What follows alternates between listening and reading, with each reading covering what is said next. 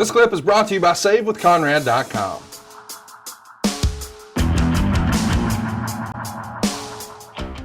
Ryan Burrows writes in, hypothetically, what would Arn think about a 4-person team with Cody Rhodes, Hangman Adam Page, and the Revival managed by himself?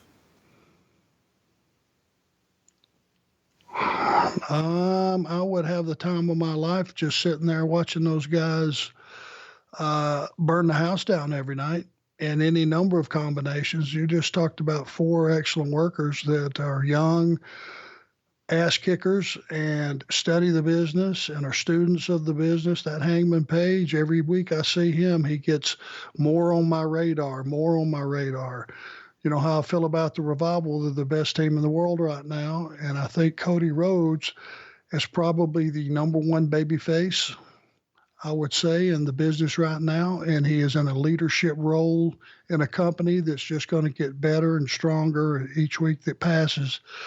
So I would be honored to be the manager of those 4 guys. All I would really have to do is get me one of those big comfortable chairs out of your theater room, Conrad, have it hauled to ringside, and just sit there and enjoy myself. They wouldn't need me to do anything. I'd love to talk about the results after what I just saw and the match was over, but that's about all they'd need me for.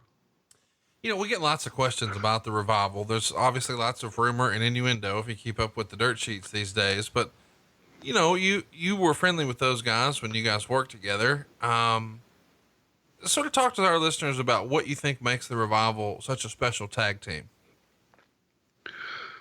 I haven't seen a team come along, you know, in a couple of decades that studied old tape, studied several other teams that had came before them, and take and handpick what they saw that they liked and turn it into their own stuff. And, you know, it was pretty easy to spot after watching a couple of tag matches that they used the theory.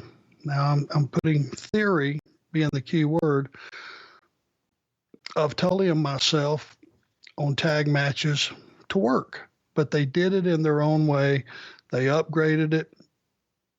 They made it their own, but the philosophy was the same. It was always knowing where your partner is, knowing what your opponent's strengths were and their weaknesses, try to exploit their weaknesses, try to suck a guy into chasing you, and while he's involved in the chase, he gets blindsided by the partner that he forgot about. All the things that make a great heel team, those guys have studied. And not only have they studied, their execution with every team they work with, they know what those guys do well, they play to those guys' strengths, and they execute everything to a T. You don't, you know, they're almost so good that I think they've been, you know, taken for granted. All I would say was look around and tell me who's in second place. What heel team's in second place that are as good as those guys or could even push them as far as the top spot? There's really nobody in second place. So, you know, it sounds like maybe I favor them more than I should because they copy our stuff. No, they're just that good. Watch a few of their matches. It should be crystal clear why I say they're the best team in the world. It's funny that you say, you know, they took it seriously and watched old tape and learned from the past, because years ago I tweeted out, I forget the exact tweet, but the gist was I was looking to see as much brainbuster stuff as I could. So your run with Tully Blanchard in the WWF, and they slid my DMs and said, hey, talk to this guy.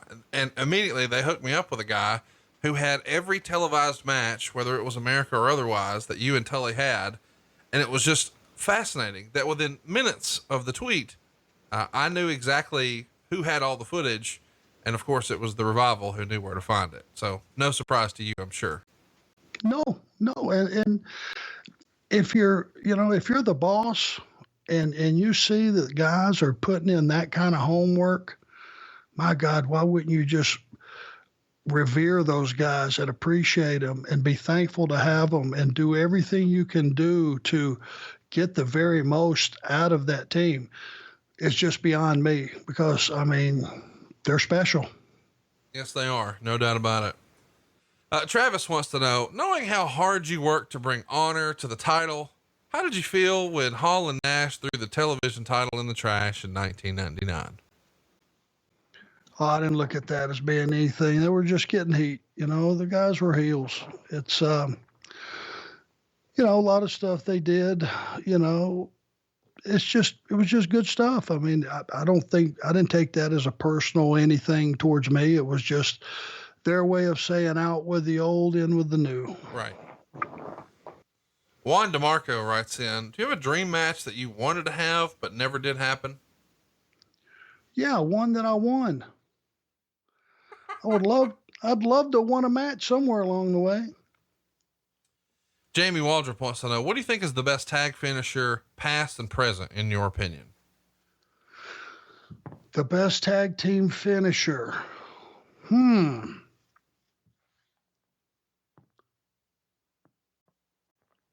Gosh, well,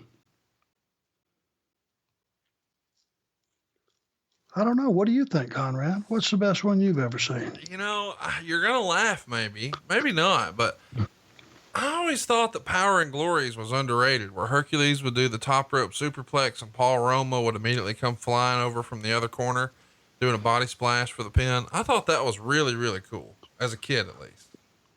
That's pretty spectacular, isn't it? It is. And I mean, I think somebody should be using it now, and maybe, you know, we'll start seeing it on TV again.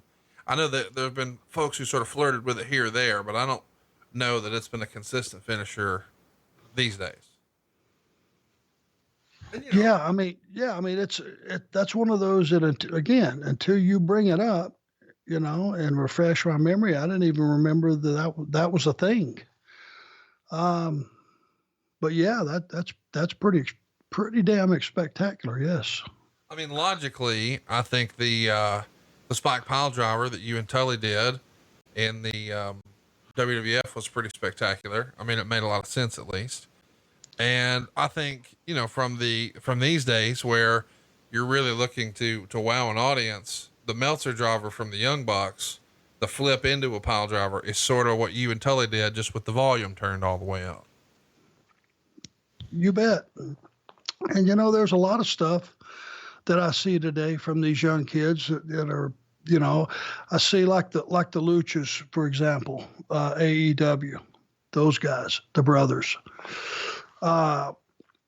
They do some stuff that aren't finishes that should be, right, that really should be, that scare the shit out of me. I mean, they're so close to driving a guy's head through the mat. You can't really tell that they didn't until you see the guy walk out of the ring. It's that close.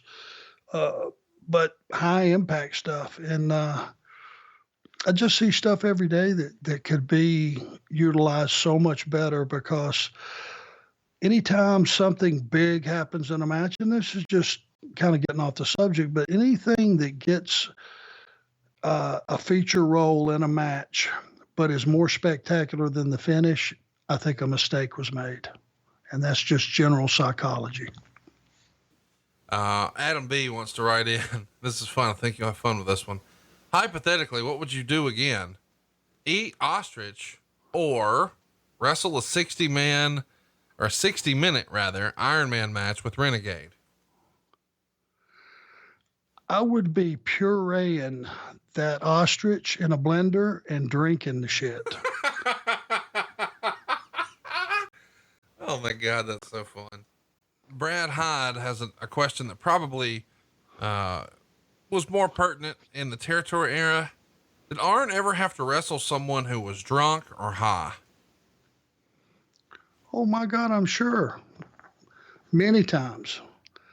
But, you know, nothing that there was an incident that stood out or one that I would single out, but I'm sure guys used to get stoned all the time before matches, you know, and as long as I was in control of the match, I could control, you know, if a guy was high or clumsy or just the shits, you know, sometimes you couldn't distinguish one from the other, but there was never anything that you just went, hey, that guy's hammered over there, just leave him on the apron. I don't have any recollection of that.